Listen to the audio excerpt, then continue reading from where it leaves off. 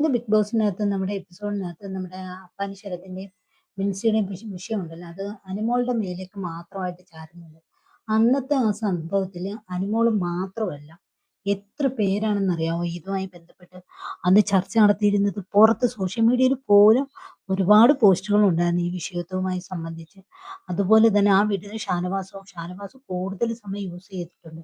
അപ്പാനി ശരത്തിനെതിരെ നിന്നെക്കുറിച്ച് ഒരു കാര്യം എനിക്ക് കിട്ടിയിട്ടുണ്ട്, എന്നെക്കൊണ്ടത് വിളമ്പണ്ടാന്ന് പറഞ്ഞ് എത്രയോ തവണ അവിടെ ഭീഷണിപ്പെടുത്തിയിട്ടുണ്ടെന്നറിയാം. അതുപോലെ തന്നെ അനുമോളുടെ കൂടെ നിന്ന് ഈ ആതിരയും നൂറയും നമ്മുടെ ഈ പെണ്ണോട് ഷൈത്തയൊക്കെ അനുമോളുടെ കൂടെ നിന്ന് ബിൻസിക്കെതിരെ സംസാരിച്ചതാണ്. എന്നിട്ട് പോലും അവരെല്ലാരും കൂടെ ഇപ്പം എല്ലാരും ഒറ്റപ്പെടുത്തി അനുമോള് പറഞ്ഞതായിട്ട് മാത്രം വന്നു. അത് കണക്കിന് ബിൻസി എന്തോ പുറത്ത് വന്ന് ഈ കാര്യങ്ങളൊന്നും അറിഞ്ഞിട്ടില്ലേ? ബിൻസിക്ക് അറിയത്തില്ലേ? സോഷ്യൽ മീഡിയയിലൂടെ ഈ ഒരു വാർത്തയും ഇങ്ങനെയുള്ള ക്ലിപ്പുകളൊക്കെ പടർന്ന കാര്യം അത് അനുമോള് പറഞ്ഞിട്ടാണ് പടർന്നതെന്ന് മാത്രം ഇവര് ചിന്തിക്കുന്നത് എന്താ? അല്ലെങ്കിൽ എന്തോ ബാക്കിയുള്ളവർ മണ്ടന്മാരാണോ? ഇത് കാണാനിരിക്കുന്നവർക്ക് മനസ്സിലാക്കിക്കൂടെ?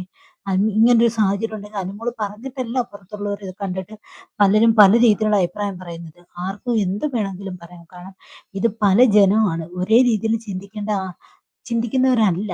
അപ്പം പിന്നെ എന്തിനാ എല്ലാരും കൂടെ അനുമോള് മാത്രമാണ് ഇത് പറഞ്ഞതെന്നും പറഞ്ഞ് ടാർഗറ്റ് ചെയ്ത് അനുമോളുടെ പിന്നാലെ നിൽക്കുന്നതെന്ന് മനസ്സിലാവുന്നില്ല. അനുമോള് മാത്രമല്ല ഈ ഒരു വിഷയത്തിൽ അവിടെ സംസാരിച്ചിട്ടുള്ളത്.